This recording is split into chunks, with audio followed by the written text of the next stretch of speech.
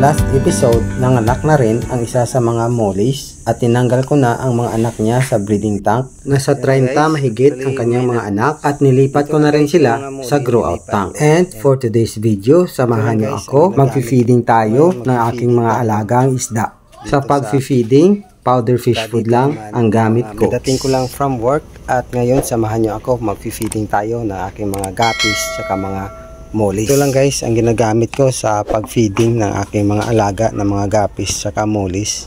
Ito siya, tawag nito ay PO1. So mas pino siya, no?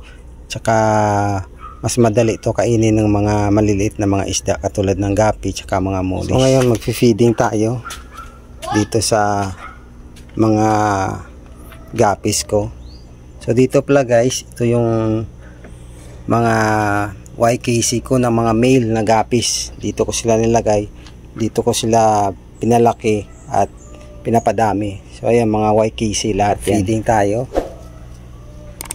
Ayan, maganda tong PO1 guys, no, kasi pag pwede natin siya pinuhin ganyan. So pag pino yan, mas maganda yan sa mga maliliit na mga isda. Ang ginagawa ko dito sa mga tank ko, kapag may mga males, no, iniiba ko talaga, nilalagay ang mga males, no, sinisiperate ko talaga yun ang mga males kahit maliit pa sila para hindi masira yung mga fins nila, tsaka mas maganda ang paglaki nila. Mag feeding din tayo dito sa mga albino full red ko na mga males. Dito yung mga albino full red ko, yan, maliit lang. Saka dito naman yung mga mix, puros yan male na mix. Ito naman mga breeder to na mga albino full red. So sama na dito, no, yung mga males saka mga females. So ang nilalagay ko lang dito na males, yun yung male lang na mayroong magandang traits, nilalagay ko dito para magpatuloy sa line nila. Meron na palang mga ano dito, yan, mga maliliit. So hulihin muna natin itong mga maliliit na mga guppy. Tsaka lipat natin to sa ating grow out tank. So ayan guys, so maliliit na na albino full red. Lipat natin to sa grow out tank. Ayan sila. Nanganak na pala yung albino full red dito. Ayan o, mga maliliit.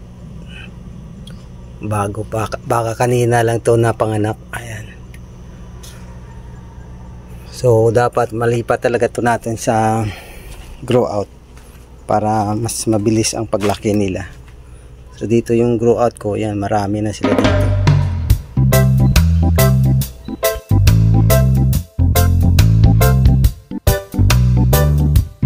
So ito yung breeding tank na aking mga albino full red. Kapag may nakita ako dito na mga baby guppies, no, na bago lang kapanganak, natanggal ko, tsaka nililipat ko na kaagad sila doon sa grow out. Naman sa tank na to ay ang aking mga dumbo ear o red tail dumbo ear. So nanganak na rin yung dalawang females nandito tsaka isang male. At mayroon na rin ako nakitang mga maliliit dito. So lipat tayo sa kabilang tank. So dito sa kabilang tank, ito naman yung mga albino full red din, no, na mga breeder ko. Ayan, malalaki na rin yan. So dalawang tank kasi ng mga albino full red ko. Siniwalay ko ang mga tank. Ayan, pakainin na rin natin yung ano, yung mga albino full red. So last time mayroon na rin ako napansin dito na mga maliliit na albino full red. So hindi ko nakuha, nalipat sa grow out tank. So ngayon wala na akong may makita. Parang kinain yata ng mga breeder, no, yung mga maliliit. So nasayang lang. Itong mga albino full red kasi na mga guppy, nangangain kasi talaga yan sila ng mga maliliit na mga guppies, no. So kung hindi mo sila gamitan ng breeding mesh or mga aquatic plants kapag nanganak sila, kung saan doon tatago yung mga maliliit na mga guppies, mayroong tendency na kainin nila yan. So masasayang lang yung breeding mo. Dito naman yung mga maliliit na mga albino na mollies. So short body, layer tail, balloon mollies dito. Yan ang maliliit. Nanganak na kasi. So, pag nagpakain ako sa mga maliliit, no, inaano ko talaga yung fish food. Yan. Pinupudpud ko talaga para makain ng mga maliliit. Dito, mga ano dito, no? Mga mulis. And dito, yan, black muli. Yung mulis kasi to, matagal na to sa akin eh. Black yan siya na long body pero light tail. Maganda diyan na muli. So, lipat tayo dito sa last tank. And so dito naman mga YKC. Yan. So dito YKC na na-cross ko sa RDSS. Yan, malalaki na yan. Marami din yan dito.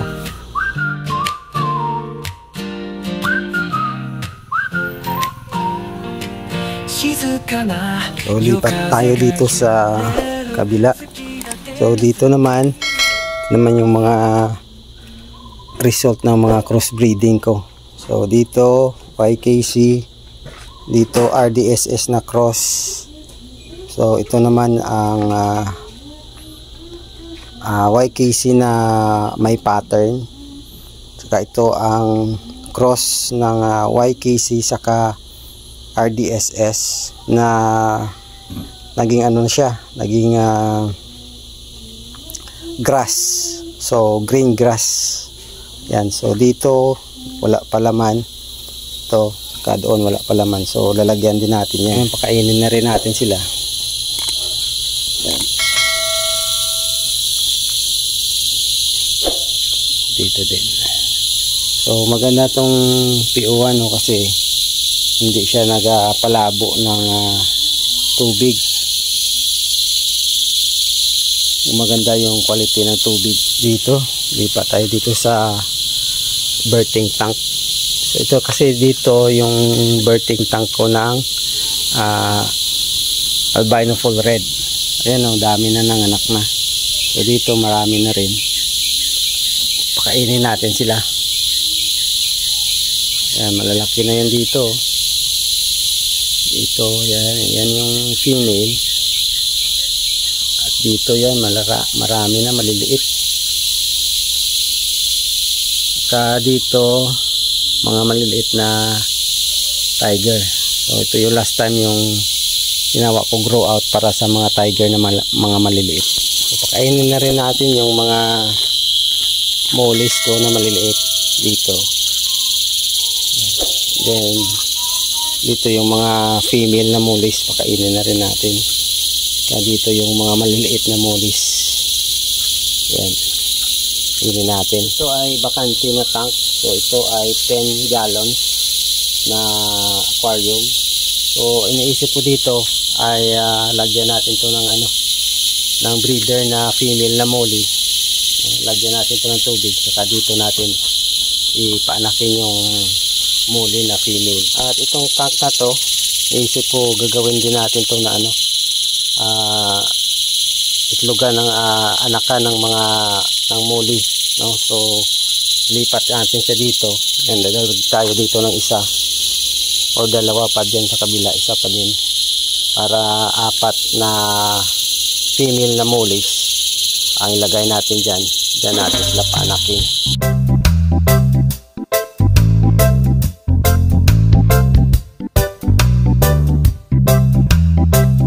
So dito sa loob pala guys, itong tank na to, puros itong mga males. So yung mga males na nakukuha ko dun sa mga ref tab, nilalagay ko dito. Tsaka ina-observe ko kung mayroong magandang traits. Kapag mayroong magandang traits, ito yung ginagamit ko para pagpatuloy yung line. Ganda yan ang mga males dito. Yan, lalapad ng mga fins nila. Yan, lalapad. So maganda to. Ayan, kainin natin sila. Ayan, feed natin. Tsaka dito din sa kabila, ito tiger, cross ng tiger tsaka YKC. So pakainin na rin natin.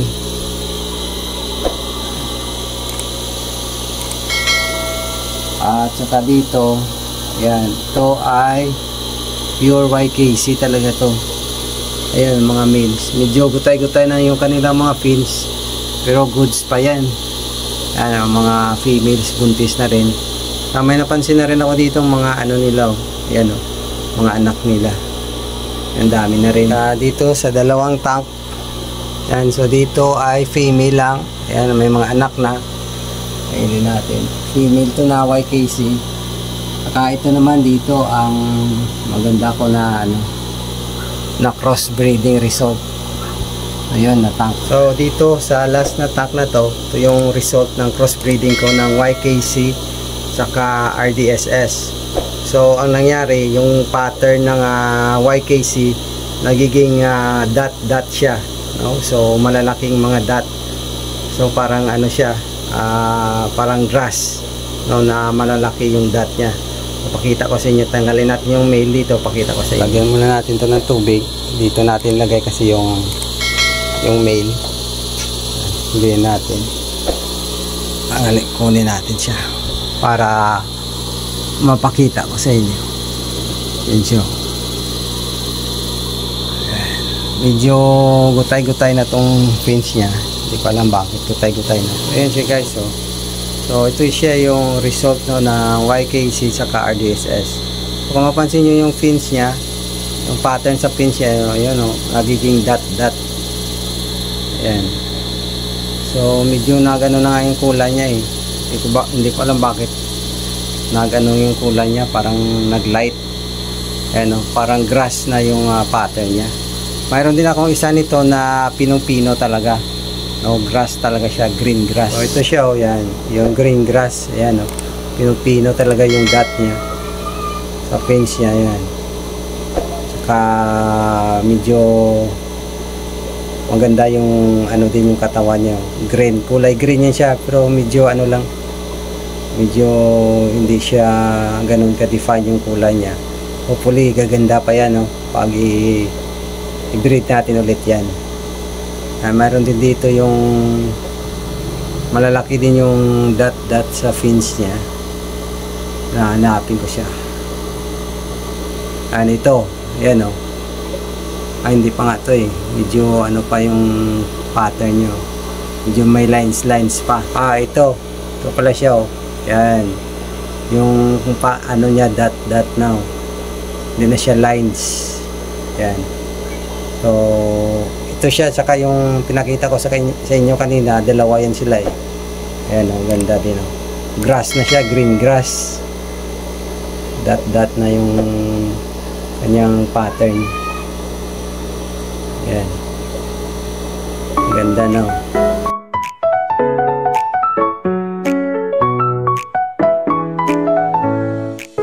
So mostly kinocross ko yung mga gapi ko, kasi minsan ang mangyayari, no, pag nagbili ako ng gapi saka namamatay, so minsan male na lang natitira, no, yung mga females namamatay. So ginagawa ko, kinocross ko na lang sila para hindi masayang, no? So ito yung nangyayari sa mga gapis ko. And kung bibili ka kasi ng another set ng gapis, mahal, no? Minsan 1,000 or minsan tag 500 ang isa, so mahal. So ito pinagtiyagaan ko na lang, and hopefully makagawa tayo ng magandang strain ng gapi. So ayan, at kung nagustuhan mo ang video na to, don't forget to click the like button, at kung bago ka pa lang sa channel ko, don't forget to click the subscribe button and click the bell button para ma-notify ka sa pinakabagong video ko. Once again, thank you so much for watching, and see you on my next video.